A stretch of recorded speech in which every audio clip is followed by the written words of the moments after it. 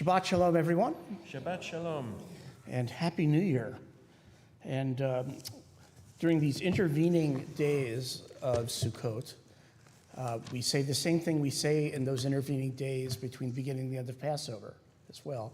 Moadim l'simcha, which means may the appointed times for festivals be for good, be for celebration. You say Chag Sameach at the beginning of the holiday, you say Chag Sameach at the end, and in the middle you say Moadim l'simcha, and that will be on the final. So just to keep things straight. It is good to see you all, and I'm glad we are together. It's been beautiful the last few days, but a little crisp, kind of almost like fall. We went with the religious school on Sunday morning last to Bartell's to go apple picking. And I did less apple picking than shopping there in the store, but came home with some freshly squeezed or pressed apple cider. And there is nothing better. Oh, so good. We're going to start our service tonight with the lighting of Shabbat candles.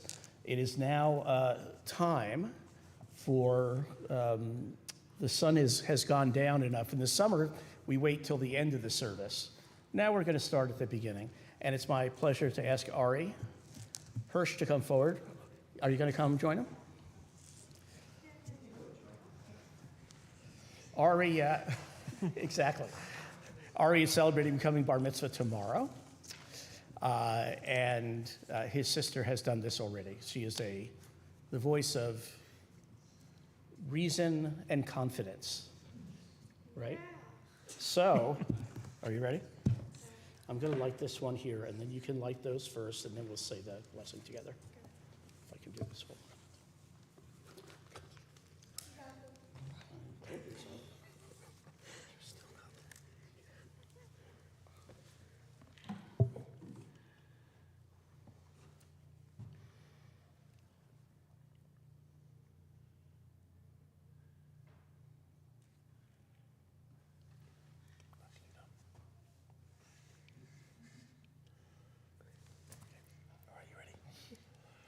Baruch atah Adonai Eloheinu melech haolam asher kiddushanu b'mitzvotav v'tzivanu lehadlik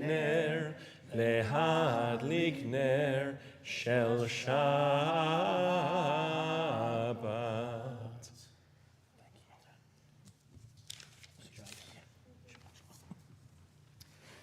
If you would please join us on page 142 as we can together sing Shalom Aleichem, welcoming the angels who accompany the Sabbath bride to our presence.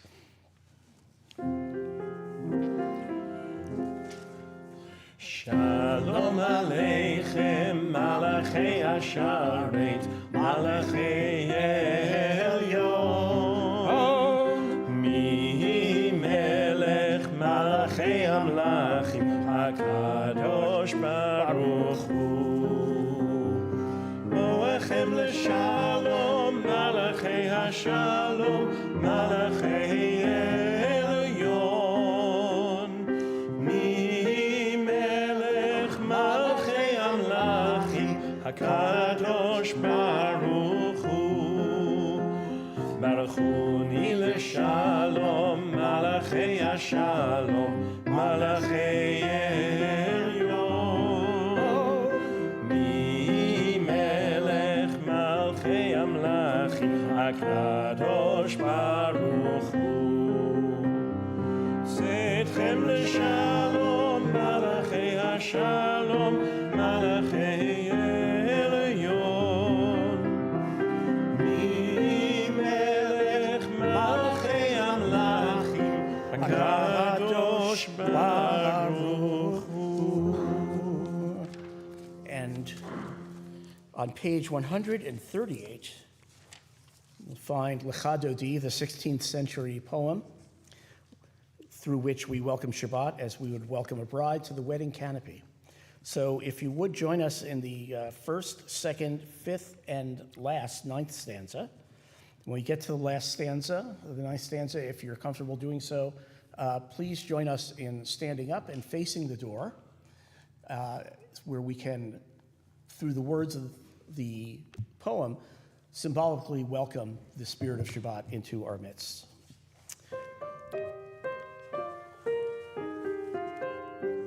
Lecha Dodi Likrat Kala, Pnei Shabbat Nekabela. Lecha Dodi Likrat Kala, Pnei Shabbat Nekabela. Lecha Dodi Likrat Kala, Pnei Shabbat Nekabela. Lecha Dodi Likrat Kala, Pnei Shabbat Nekabela. Shahamol v'zachor b'dibur echad, Ishmi'anu el hamiuchad, Adonai echad, u'shemo echad, L'shemo tiferet b'litila. Lecha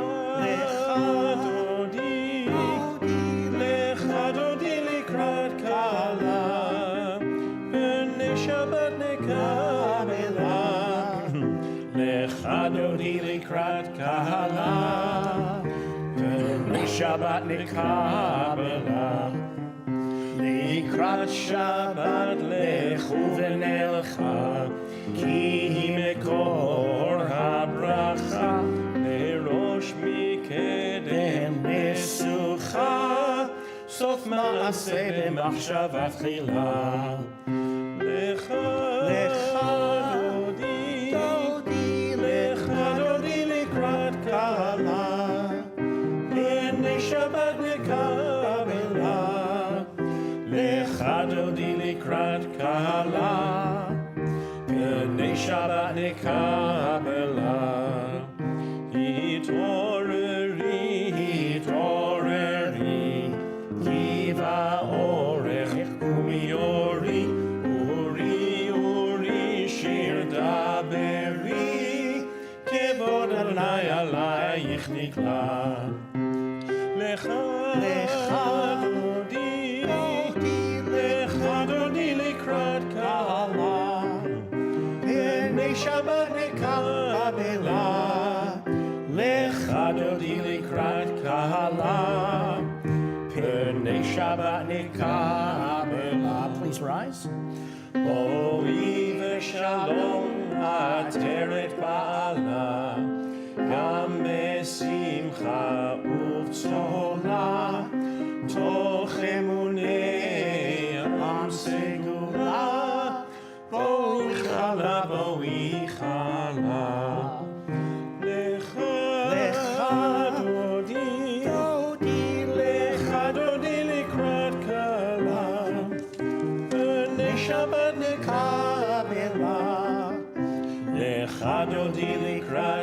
Ba'ala, B'nei Shabbat Nikabela. We continue, please remain standing. We continue on page 144 with the singing of the Chatzi Kaddish, the Reader's Kaddish, through which the cantor will lead us from these introductory sections that we've just sung of the service into its main body. Yitgadal v'kadash shemei Rabba. Amen. V'yamad ivrachiloteh v'yamlich melchuteh v'chayechon uv'yomechon uv'chayei dechol Beit Yisrael Bagala Bagala uv'zman kari v'yimeru. Amen. Yehi shmei Rabba mevarach Le'olam u'la'olmei almaya Yitbarach Yibarach v'yishtabach v'yipa'ar v'yformam v'yitnaseh v'yitadar v'yitaleh v'yitalal shemei dekudesha b'richu Le'ela mikol berchata v'shirata tushbechata v'nechemata Dahamiran be'alma ve'imeru. Amen. Page 146. Yai la la la la la la la la. Yai la la la la la la la la. Yai la la la la. Yai la la la la. Yai la la la la la la la.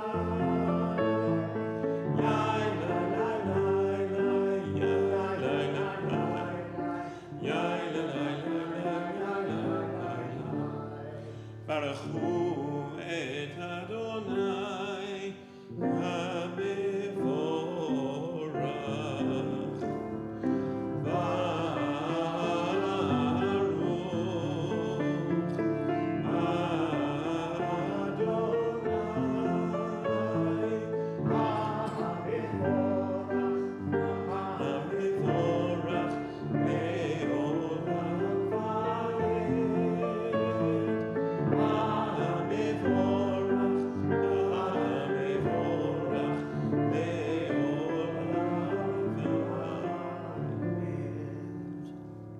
And together, let's turn to page 148.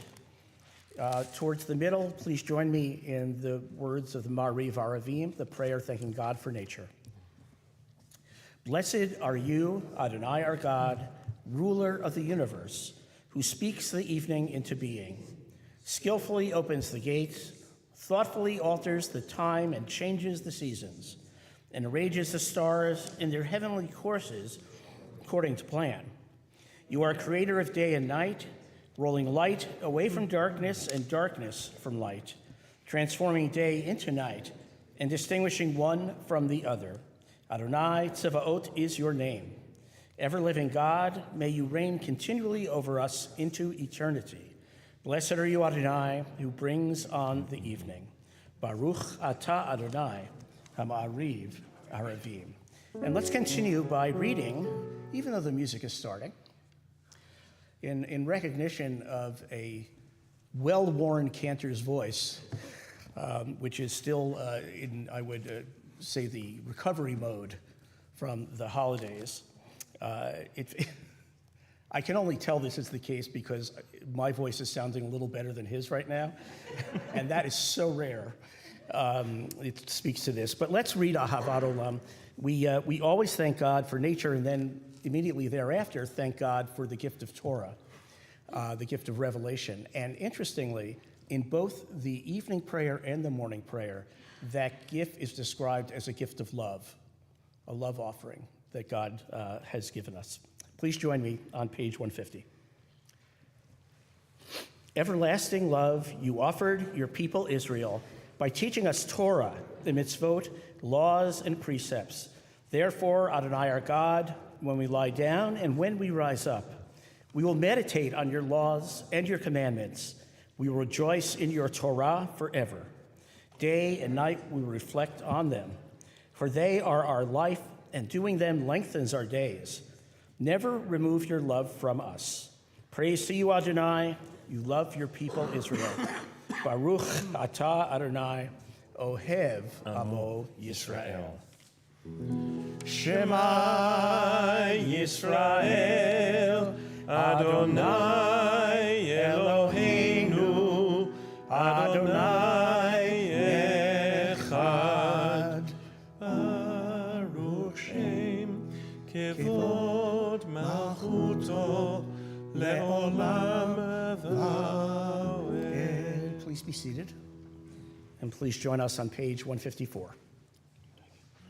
V'ahavta et Adonai Elohecha v'chol levavcha uv'chol nafshecha uv'chol me'odecha v'hayu hadvarim ha'ele asher anochi mitzavecha hayom al levavecha v'shinantan levanecha v'dibarta bam B'shivtecha b'veitecha, uv'lechtecha v'aderech, uv'shochbecha uv'kumecha, u'kshartam leot al yadecha, v'hayu letotafot ben einecha, u'chtavtam al mezuzot beitecha, uv'isharecha, leman tizkeru v'atzitem et kol mitzvotai, Vitem Kedoshim Lelohechem,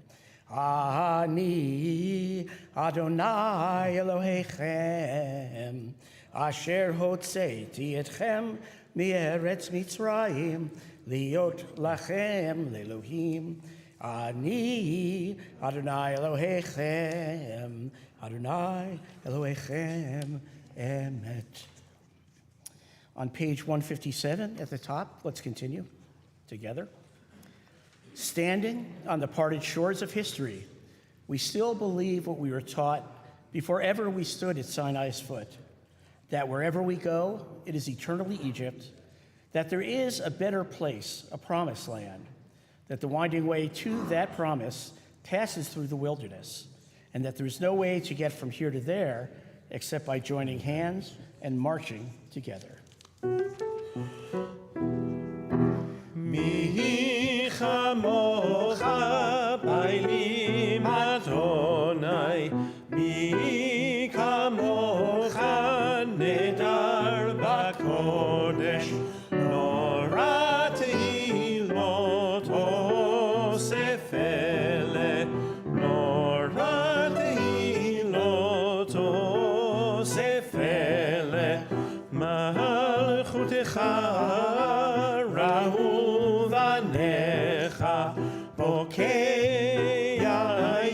Moshe u'Miriam, Ze'eli, anu ve'amiru, Adonai yimloch le'olam va'ed. Yai bai bai bim bili bai, yai bai bai bim bam, yai bai bim bili bai, yai bai bai bim bam. Bye bye bim bam, ay ay ay ay ay ay bye bye bim bam. V'nemar ki Adonai et Yaakov, ugalo miyad chazak mimenu, Baruch atah Adonai, Ga'al Yisrael.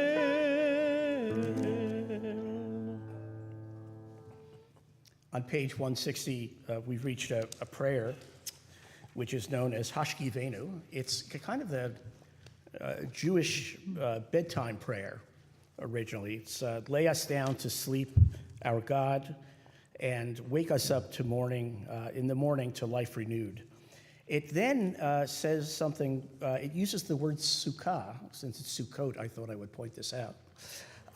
Sukkah, which we think of primarily, or at least as a first definition, as that rickety structure outside in the backyard that we erect during this week of Sukkot, a reminder of life's fragility and the necessity of taking care of it. But the rabbis in the Talmud saw another meaning behind the word sukkah as well. They saw it more as a symbol of God's protection over us, and that's the direction this particular prayer takes it in. It says, Ufros aleinu sukkot shlomecha, spread over us the shelter or the sukkah of your peace, of your shalom.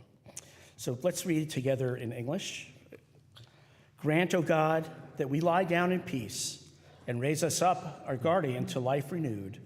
Spread over us the shelter of your peace. Guide us with your good counsel. For your name's sake, be our help. Shield and shelter us beneath the shadow of your wings. Defend us against enemies, illness, war, famine, and sorrow. Distance us from wrongdoing. For you, God, watch over us and deliver us. For you, God, are gracious and merciful, going and coming to life and peace evermore. Blessed are you, Adonai, guardian of Israel, whose shelter of peace is spread over us, over all your people Israel, and over Jerusalem. Baruch atah Adonai, haporech sukkot shalom, aleinu ve'al kol amo Yisrael ve'al Yerushalayim. And as it's Shabbat, let's continue with Vishamru on the next page. Veshameru v'nei Yisrael et ha-Shabbat lasot et ha-Shabbat ledorotam berit olam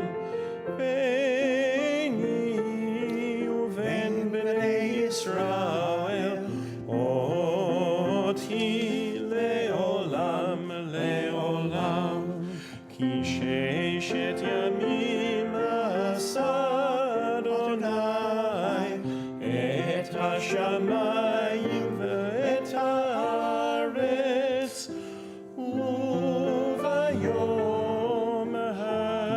hashvi'i shavat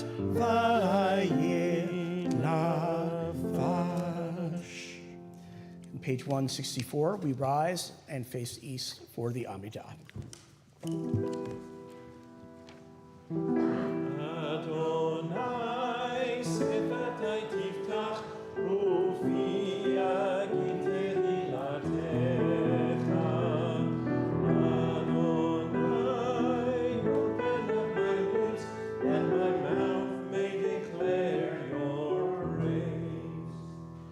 Baruch atah Adonai, Eloheinu ve'Elohei avoteinu v'imotenu, Elohei Avraham, Elohei Yitzchak, Elohei Yaakov, Elohei Sarah, Elohei Rivka, Elohei Rachel, Elohei Leah, Ha'el Hagadol, Hagibor Ha'nora, El Elyon, Goleh Chasadim Tovim, Vekonei Hakol, Vezocher Chasdei Avot V'imahot, ומביא גאולה לבניהם, למען שמו באהבה. מלך עוזר ומושיע ומגן, ברוך אתה אדוני, מגן אברהם בעזרת שרה. אתה גיבור לעולם אדוני, מחיי הכל אתה רב ומושיע, משיב הרוח ומוריד הגשם. מכלכל חיים בחסד, מחיי הכל ברחמים רבים, סומך נופלים ורופא חולים, ומתיר אסורים, ומקיים אמונתו לשני עפר. מי כמוך בעל גבורות, ומרדו מלך, מלך ממית ומחיה, ומצמיח ישועה, בני ממתה לחיות הכל. ברוך אתה אדוני, מחיי בשמך קדוש, וקדושים לכל יום יהללוך סלה. ברוך אתה אדוני, האל הקדוש.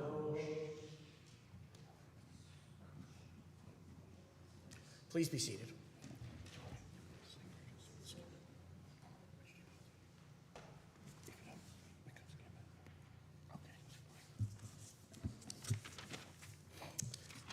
Let's continue together at the top of page 173 with a prayer that is only said on Shabbat.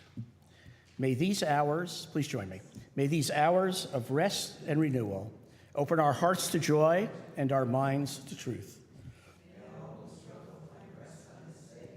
May all who suffer find solace. For healing on this day, may all who despair find purpose. May all who hunger find fulfillment on this day, and may this day fulfill its promise.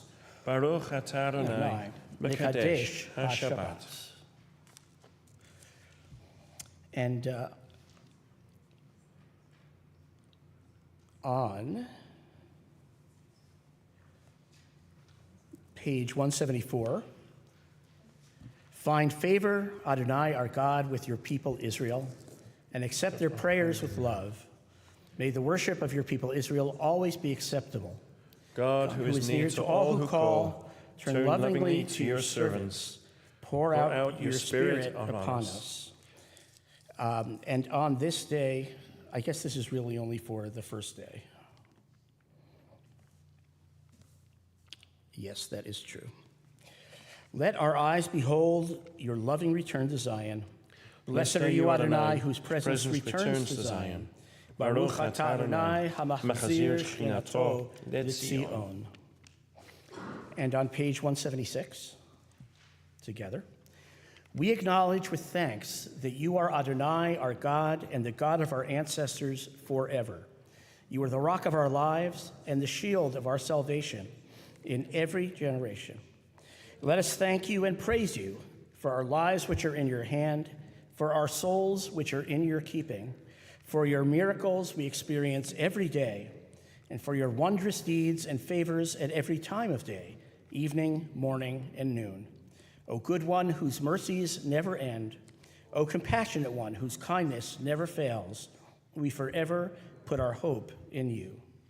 For all these things, O sovereign, let your name be forever praised and blessed. Our God, and Redeemer and Helper, let all who live affirm you and praise your name in truth. Blessed are you, Adonai, your name is goodness, and you are worthy of thanksgiving. Baruch atah Adonai, hatov shimcha, ulecha nateh lehodot. And let's together read the version, the slightly poeticized version of Shalom Rav, the prayer for peace that is at the top of 179. Grant us peace, your most precious gift, O eternal source of peace, and give us the will to proclaim its message to the peoples of the earth. Bless our country as a safeguard of peace, its advocate among the nations. May contentment reign within our borders, health and happiness within our homes. Strengthen the bonds of friendship and fellowship among all the inhabitants of every land. Plant virtue in every soul, and may the love of your name hallow every home and every heart. Praised are you, Eternal One, who blesses our people Israel with peace. Baruch atah Adonai havarech et amo Yisrael b'shalom. Blessed are you, God, you bless your people Israel, and God willing, all people everywhere with a gift of peace. In hopes of such a world, we continue our prayers silently.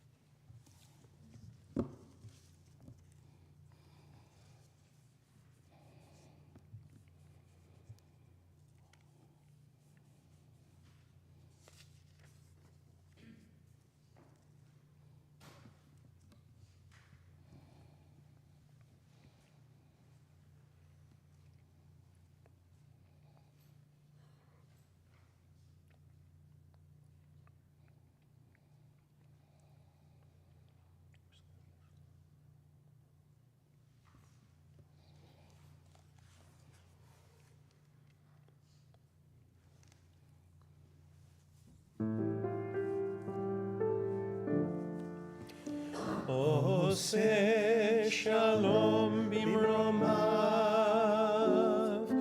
הוא יעשה שלום עלינו ועל כל ישראל, ואמרו אמן. יעשה שלום, שלום עלינו ועל כל ישראל. יעשה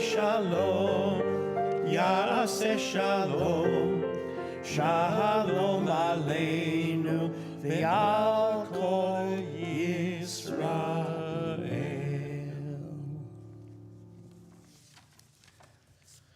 Well, I can't think of a more appropriate prayer to say right now than the Mishaberach. I don't know about all of you. It could be just because we were busy last week, but a lot of people I know are a little sniffly, that kind of seasonal change going into what may be fall, maybe someday even winter. Who knows?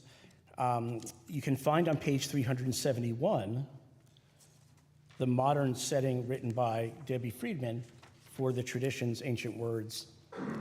And we think, as we pray for healing, of those hostages, God willing, who are still alive, all those who have been wounded in war, and Lucy Adams, Elise Barr, Yehudit bat Sarachaya, Sarah bat Bessie Veben, Devorah bat Masha Yocha v'Henoch Melech, Rivka Fegi bat Phyllis, Rachel bat Yehudit, Emily Baer, Marjorie Becker, Sarah Calamaro, Kevin Boland, Yosef Carrasco, Katie Peltz Davis,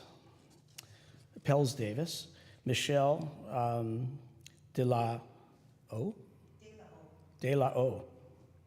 Eve Eisman, Pamela Finberg, Roz Flegel, Leonore Friedman, Susie Garrison, Marianne Gehrig, David Goldenholtz, Thelma Henry, Penny Houle, Jennifer Houston, Michelle Jacoby, Pat Kester, Rory Langlois, Jim and Karen McDermott, Kathy Manchero, Donald Metzke, Bob Radke, Nancy Ron, Mosi Ramirez, Larry Rector, Marianne Resnick, Bill, Martha, Michael, and Sally Ross, Dan Ruderman, Stella Schneider, and Katie Payne, Gary Siegel, Herb Selden, Jeannie Silver, Seema Silverman, Michael Stillman, Will Thompson, Deidre Tischberg, Ted Tausman, and Judy Wise. If there are others of whom you're aware who could use our prayers for healing, I would ask you to think of them and hold them close to you in your heart as together we pray.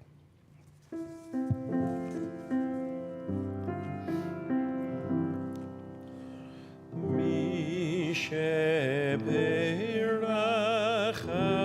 avotenu mekor habracha leimotenu.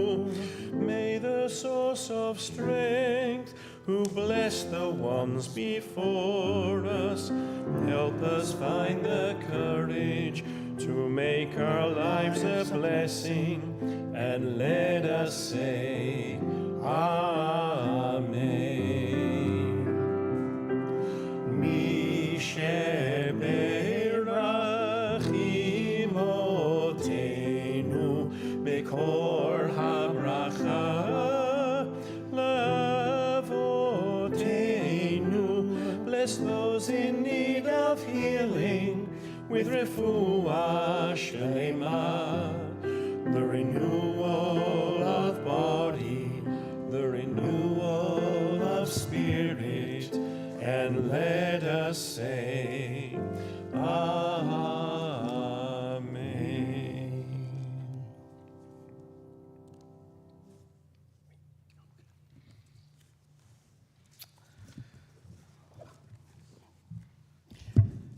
Some of you may recall in the weeks leading up to the high holidays, I talked about the liability that many rabbis bring which is in the month of Elul, anything that comes out of our mouth sounds like a high holiday sermon. It's sort of where our heads are at. It's where our hearts are trying to get to. What's nice, though, is that once Yom Kippur is done, the holidays aren't quite done. We have a few more holidays, but there's no more imperative of having to address the weighty themes of the holidays or the weighty themes of the day, in quite the same way. We do have, we're in that intermediate period, Chol Moed of Sukkot, and we have a series of holidays coming up. And I decided, after 64 years of not really knowing exactly what Shmini Atzeret was, to do a little bit of research to find out. So I'm going to talk about Shmini Atzeret. This is really not in chronological order. Hoshana Rabbah and Simchat Torah. So, how many days is Sukkot as we celebrate it? 1, 2, 3, 4, 5, 6, 7, 8. Very good, exactly. 8 days. However, if you look in the Torah, you'll see it speaks only of 7 days. Strangely enough. You can say, well, Rabbi, yeah, except we know that in the diaspora, the convention has been, for a very long time, to add a second first day because of a lack of certainty when the new moon had arrived. It used to be in antiquity that the high priest, the priests in Jerusalem, who were evidently astronomers as well, would determine when the new moon had begun. And that was the beginning of a month. And they had various means of getting that word out to the hinterlands. There were periods where runners were actually used to go running out. There were times where there were other methods, fires lit on hilltops where people could see 20 miles away and send it. But there was never, certainly once Jews were living primarily not in Israel, but everywhere else in the Roman Empire, there was a need, there was no real adequate way to know exactly which day was determined to be the first day of the month, when the new moon was. And so the rabbis 2,000 years ago said, no problem, we'll just celebrate 2 first days. And that's the case for Passover and Shavuot and Sukkot, the 3 pilgrimage festivals, which were the time in antiquity that Jews from all over the land of Israel would come up to Jerusalem, marching up to Jerusalem to celebrate the festival. So for Jews in the diaspora, it's always been 8 days. For Jews in the land of Israel, it's always been 7 days, and the 8th day being a combination, well, the 7th day being the last day of the holiday, being called Hoshana Rabbah, which is a practice, something that we actually end up doing on Simchat Torah, where we march with the Torahs in seven different circuits around the congregation. We actually do it in the social hall, in more of an Israeli dance sort of mode in circles. But that's something that's part of Hoshana Rabbah. That is, Shmini Atzeret is the 8th day, Shmini meaning 8th in Hebrew, Atzeret meaning, literally coming from the word latzor, meaning to stop, but it really means to sort of end or to cap the period of Sukkot. And it is those 2 days where the emphasis on asking God to provide rain shifts into high gear. It's something we're thinking about during Sukkot. It's something we're told in antiquity was very much the focus of Sukkot, the sincere prayer that the rains would come at the right time and in the right amount so that it would be a good growing year going forward.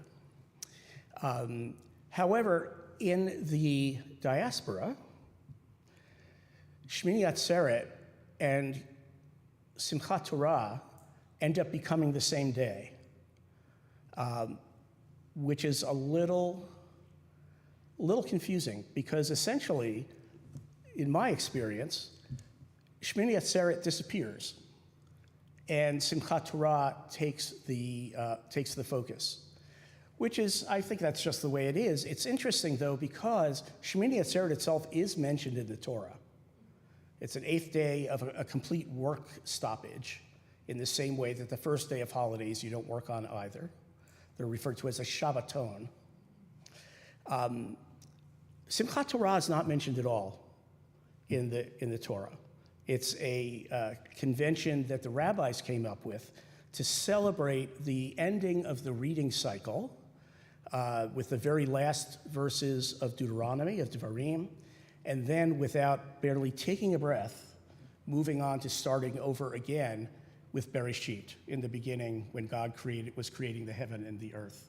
And in that way emphasizing the cyclical nature, the unending nature, really, of Revelation as we understand it. I wanted to say a couple of things about the sukkah, however. Since if you haven't had a chance, by the way, our sukkah is open. You can come downstairs afterwards if you want to shake the lulav, and haven't had a chance to yet. It's easier to do in the daytime, but we can do it at nighttime. It works. There have been all sorts of interpretations of what the sukkah is about. 2 of them I've already mentioned tonight. One being that rickety structure, whose impermanence has a certain messages for us, but also in a more symbolic sense, God's protection over us, God's shelter of peace. The reason a sukkah is sometimes called a shelter is that that's what they were originally. When Moses and the people of Israel came through the Red Sea, made it to the far side, realized they were safe, and celebrated, the next thing they did was they walked a few more miles inland and turned south, whereupon they came. All of these Sukkot, almost like lean-tos, abandoned little shelters. And I don't know if they knew at the time, but those were there. They belonged to farmers who, during the harvest, would come to their fields, particularly if their fields were far from where they lived, which was not infrequently the case. They'd go down and stay there for 2 weeks, or whatever it took them time to do their entire harvest, both to eliminate the going back and forth time, also to be a presence against any kind of animals that wanted to walk off with their already harvested food, or any neighbors that wanted to walk with their harvested food. They stayed in these rickety sukkot, and that was the original purpose of them. I think the best analogy I can come up with is, and not that I'm a big-time hunter, but I know that people have hunting cabins up in the mountains, and they may be empty 99% of the time, except during hunting season, where people might stay over, or if someone is out and is caught in a terrible blizzard, sometimes they'll be lucky enough to come upon one of these cabins that's pretty much empty and open, so that they have a place to stay. That's what the Sukkot originally were about. And it's why it actually says in Exodus, the people of Israel camped in Sukkot, which is understood to be both a place name, but also the place where all these Sukkot were. Philo, who was a first century philosopher who lived in Cairo and was very conversant with the Greek philosophers, said the sukkah actually has another function, and that is to display or remind us of the misfortune at a time of good fortune for most people, to remind the rich of the poor. One of the reasons we are told to dwell for a little while in a sukkah is to, I think, draw a contrast with the very sturdy homes that we usually live in, as a reminder that not everybody gets to live in a sturdy home. Not everybody gets to live in a home that has a roof that doesn't leak. And the sukkah itself is a reminder of that. Rashbam said that it's an admonition for us not to become too confident, not overconfident because of any affluence that we experience. Like one's ancestors in the desert who dwelt in a sukkah, one's survival is contingent upon the grace of the Almighty. That was Rashbam's feeling. Is that it's just another reminder that the things that we have are contingent in their existence upon God's blessings. And things that we have can be taken away can disappear very quickly. This happened to our sukkah Sunday night. I don't know how many of you were up. It was evidently very windy at some point over the weekend. Maybe it was Saturday night, Sunday night. Woke up the next morning. Julie said, look out the back window. And our sukkah, which usually sits on a concrete pad, kind of a backyard patio, was not there anymore. It had moved about 15 feet into the yard. I was reminded of a scene many years ago in Shorewood where Rabbi Philip Nadel and I and his then wife Roz were standing outside a little sukkah that they had made, which was mostly PVC pipe and kind of plastic awning around the side. And as we're talking, the wind picks up this sukkah and it goes towards the lake. It's like just going down. And we're just looking at this thinking, you know, thank God it's not a bouncy house. There's no little kids inside. They have a way of reminding us of their impermanence, I guess is the point there. There are some of the rabbis thought that the sukkah was a reminder of the tent in which Abraham and Sarah sat at the very opening of it, when they espied coming from the distance three strangers who came to their tent, and in the best of desert tradition, they offered them an incredible meal.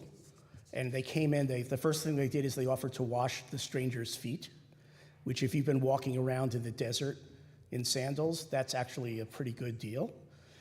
You really appreciate it at that point. There follows in the Torah cantor Tamar Havilio, or as you may recall her, Heather Pfeffer, used to love the next line in the Torah, which says, Abraham turns to Sarah and says, quick, let's make cakes. And they make cakes, they get a fatted calf to sacrifice for these people. They have cheese as well, which creates a little bit of a question about separating milk and meat, because it seems like they're happening in proximity in time. But the rabbis later on tell us, no, they actually took 6 hours off in the meal at that point. It is a reminder of exile, too, that when we left the land of Israel, we went from being somewhere we were very comfortable to Babylonia in the 6th century BCE, where it was all brand new. And as the Psalms recall, you know, we sat down by the river of Babylon, and there we wept. We said, how can we sing God's song in a strange land? We hung up our lyres and other instruments on the trees. I mean, it's a very sad picture that is painted.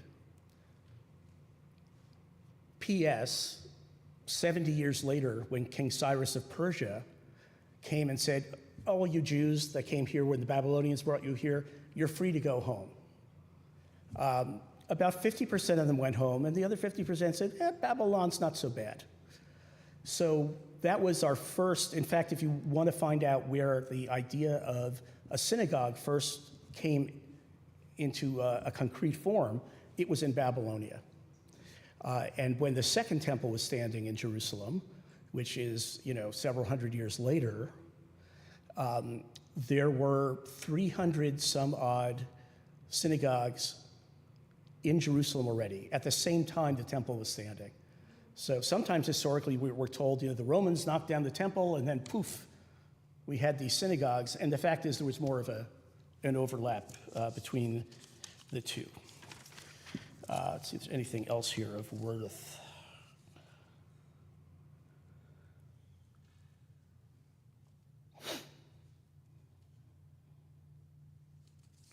Oh, I kind of like this point. I found on my computer just a list of little tidbits I must have at some point put down about Sukkot. The vision of a universal brotherhood, sisterhood as well, I would imagine, is reflected in the sukkah, whose door and roof are open. It's open, to the sky. It's open to the elements. It's also open to invite people in. There is a practice called ushpizin. Ushpizin is an Aramaic word that means guests. And there is a practice, a very traditional practice, goes back a long time, of inviting, in a symbolic way, inviting guests into your sukkah, in addition to your friends and neighbors and family, to invite certain personages from Jewish history to come and spend time. And there's formula about this in Aramaic, inviting in King David and Abraham and Sarah and all the people you might want to bring in. We, for many years, would celebrate with Dean and Lori Siegel and their kids. And their practice was to say, well, who do you want to invite this year? If you could invite anybody, it's kind of like that old game, who could you want to have dinner with? If anybody from history, who would you want to invite into your sukkah and share this holiday with? And it always led to a very interesting discussion among the kids and the adults about who we would want to share that special moment with. All in all, the most, I think, powerful message of the Sukkah, though, is about the fragile nature of life. That just as, a Sukkah can get picked up and blown to the other side of Shorewood, our lives at times can be subject to the same kind of bad weather. And we can find ourselves really faced with difficulties, with hardships, and there's a reason why, even though the Sukkah itself is flimsy, we refer to the holiday of Sukkot as this time as Zman Simchatenu, a time of our happiness. It is supposed to be the happiest holiday of all Jewish holidays.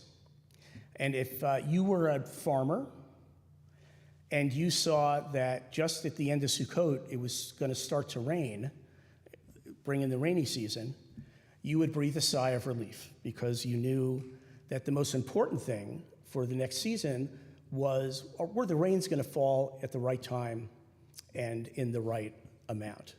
I can tell you in Jerusalem, it's like clockwork. I don't know if this year, with Sukkot coming so late, whether it was the same, but I do know in years past that you'd be at the end of Sukkot, Hoshana Rabbah, Shmini Atzeret, Simchat Torah. This is when it would start to rain in Israel. And in Jerusalem, I was usually living in Jerusalem this time of year. There was a very interesting phenomenon, which was that all of the buses in Israel had a day of not being able to go up even the slightest hill. Because when it started raining, the first time it rained, the rain mixed with just the oil and grime that had been on the roads since the last rainy season. So that dust and grime and all of that created a kind of viscous oil that made it impossible for buses. You'd see buses fishtailing, trying to get their way up a hill in Jerusalem. None of the ancient rabbis mentioned that as a significant issue, but I can tell you from my experience in Israel, it is.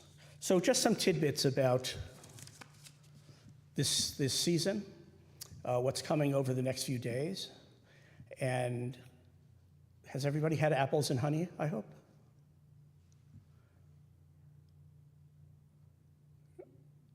If you haven't, you've got the rest of the year. But I will tell you, we went, as I mentioned, Cantor and I went with the religious school to go apple picking last weekend. And I discovered a new apple that I didn't know existed. You know, they come up with these new crazy things. The Cosmos Crisp. Have you heard of that? Somehow, okay. I'm just behind the times, evidently, but they're quite good. I was, years ago, when I was in rabbi school, had a monthly congregation up near Sacramento, California. And a number of the people who were in the congregation taught at UC Davis, which is the big ag school in the UC system. And they would come and bring me things like a bag of unshelled almonds, 50 pounds. I mean, this was, these were just incredibly, they were terrific gifts. They were just at the time, this was years ago, they were just experimenting with Asian apples at the time, which you can now get in the stores everywhere. But, one time I went up and they gave me a bag full of those. I was like, what are these things? I should call them and find out what's next on our next list. We are going to, right now, turn to the Aleinu, which is on page 586. And we're pleased join us in facing east for the Aleinu. You okay?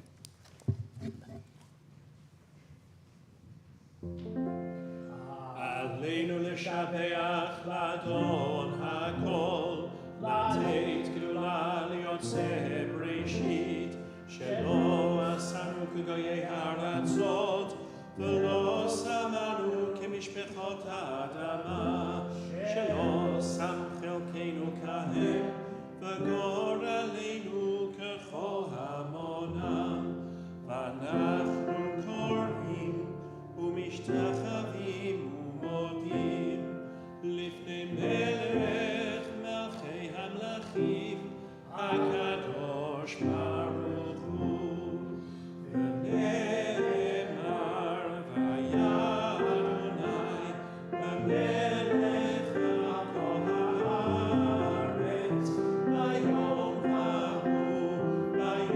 ההוא יהיה אדוני אחד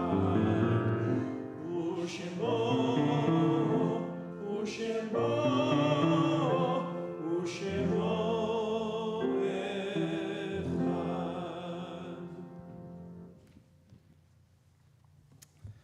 On page 598, you can find the Kaddish Yatom, the Mourner's Kaddish.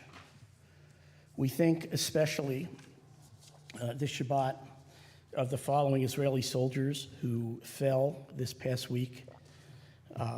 Koren Beitan, 19, Ofek Bachar, 24, Elgar Simantov, 23, Elyashiv Eitan Vider, 22, Yaakov Hillel, 21, Yehuda Dror Yahalom, 21, Omri Tamari, 19, Yosef Heb, 19, To Agmon, 19, and Alon Amati, 19.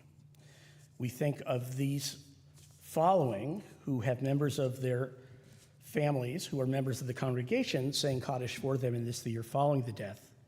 Leo Weinschel, Myrna Grossman, Herb Bratt, Bill Nikud, Dick Kahn, Stan Jolton, Bob Lieb, Ali Kravitz, Marcia Fenson, Nancy Osterman, David Hestad, Gary Sobel, Chip Alberts, Hank Borkovitz, Jonathan Frank, Stan Aronoff, Dick Kuhn, Yehuda Yanai, Bill Fox, Marcia Reese, Maxine Cohn, Dr. Joseph Bear Marcus, Ron Sinclair, and Margot Hirsch. And the following whose yahrzeit fall this week: Ishmael Bratt, Shari Kale, Irving Isidore Cowan, Hannah Dollett, Stephen Doyle, Mary Flesh, Harold Frolkis, Fanny Goodman, Louis Greenenbaum Jr., Erwin Koppel, Dr. Abraham Levine, Morris Moskol, Dorothy Polachek, Charlotte Rabin, David Rosenthal, Rabbi Ulrich Steuer, Irving Tarnoff, Esther Handelman Vale, and Louis Winter.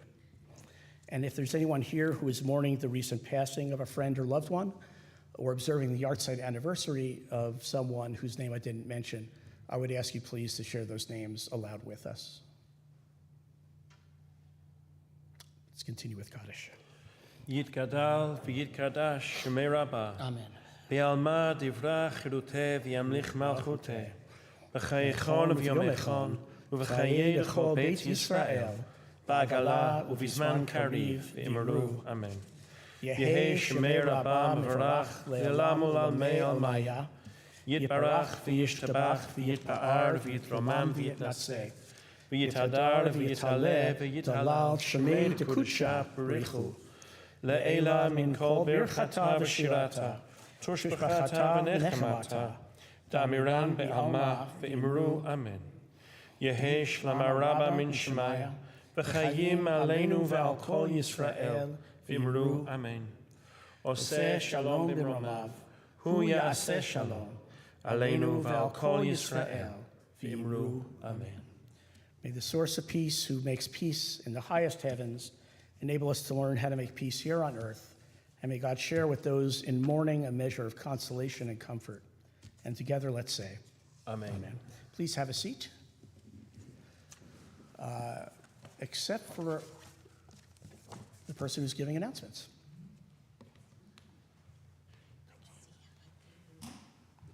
Shabbat Shalom. I'm Nancy Stillman, co-chair of Women of Sinai and board member at Sinai. Tonight, we're going to have contributions in memory of Irving Tarnoff, in memory of the Eileen Wasserman Memorial Chesed, Congregation Sinai, in memory of Donald and Janet Greenbaum, Joe and Shirley Aaron Music Fund, in memory of, well, from Melissa Chudno, and the Tzedakah and Social Fund in memory of Leo Michael. So, the announcements, we are grateful. Oh, here we go, we did it. I did it already. Could do it again. Join us for the following upcoming programs. Join us Sunday at 10 a.m. in the Worship and Learning for Kehillah Cafe and a first-hand report from the Gaza War Front from IDF Captain Liran Gerasi. Should be really, really interesting. So encourage everybody to come. There's a social justice meeting Monday, October 21st at 5 p.m. in person here at Sinai. There's an Eat, Scroll, and Roll dinner Wednesday, October 23rd at 5 p.m. in person at Sinai. RSVP by today. Ticket prices go up after today. Erev Simchat Torah, welcome new members and consecration, is also Wednesday, October 23rd at 6 p.m. in person at Sinai. Simchat Torah morning service with Yisker, Saturday, October 24th at 9:30 a.m., and that's via Zoom only. Sinai outside, Saturday, October 26th at 9:45 at Clutch Park Pavilion in Glendale. If you want more information, you could probably contact Bobby Rector. And come help deconstruct the sukkah, Sunday, October 27th at 8:30 p.m. outside at Sinai, and dress warm for that. For more information on programming, please refer to the Tuesday and Friday Sinai e-news for registration information, live stream, and Zoom links.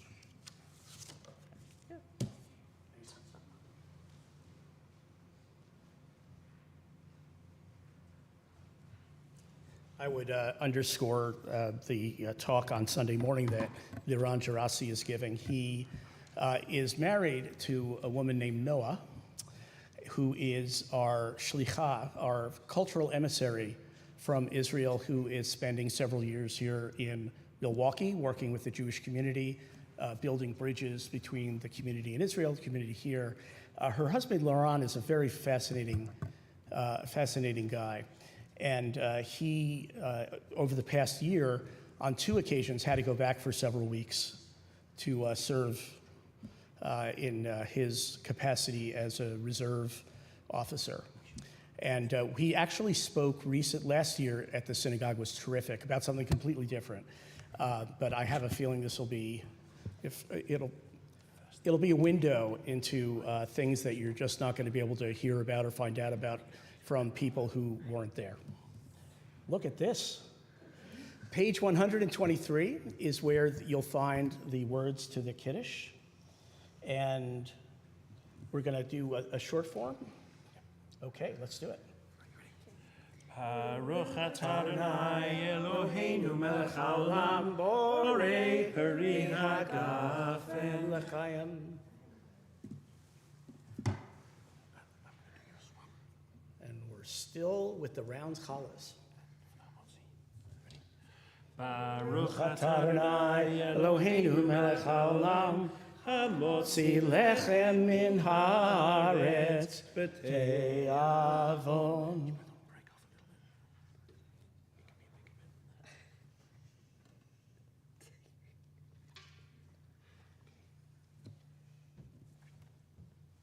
It's so quiet. Shabbat shalom, everyone. Shabbat shalom. Please join us inside. Modin simcha. Just this puppy.